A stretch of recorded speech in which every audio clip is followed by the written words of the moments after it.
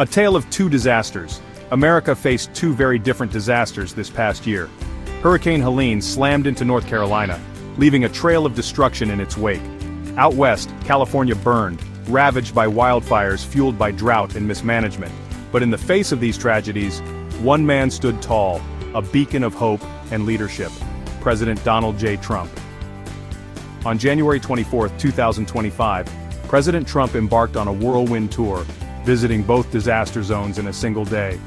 He walked the streets of Asheville, North Carolina, meeting with families whose lives were upended by Helene's fury. He saw the devastation firsthand, offering comfort and a promise: America will rebuild. Then, with the same unwavering resolve, President Trump touched down in California.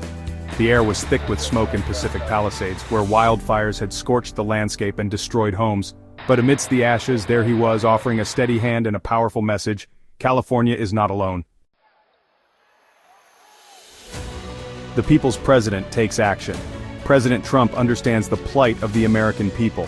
He doesn't just talk, he acts. And in California, action was desperately needed. Fire victims, already reeling from unimaginable loss, were met with another blow: the news that rebuilding their lives could take 18 months or more. That's simply unacceptable. President Trump listened to their stories, their voices choked with emotion and frustration. He looked into their eyes and he made a promise: we will cut through the red tape, we will get you back on your feet, and we will do it faster.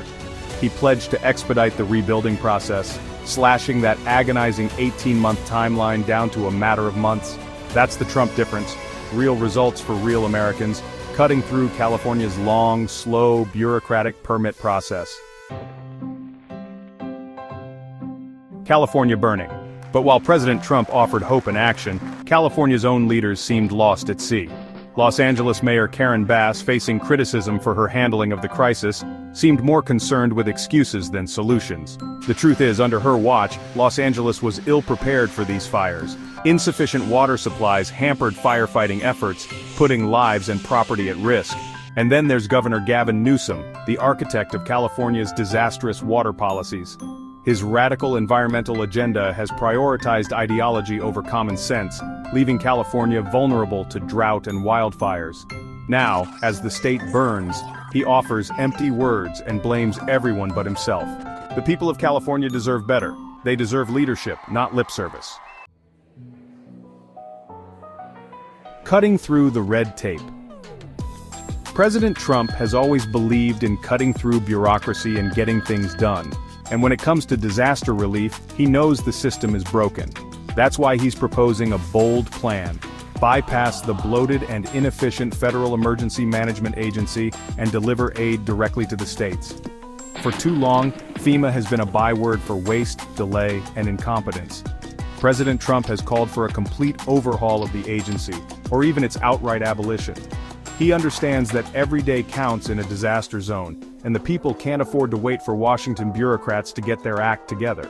His plan will streamline the process, getting critical resources to those who need them most, faster and more efficiently. This is leadership in action. This is President Trump standing up for the American people, fighting for them when they need it most. Spread the word. Share this message of hope and action. Let's stand with President Trump and support the victims of these devastating disasters. America is strong, and together we will overcome.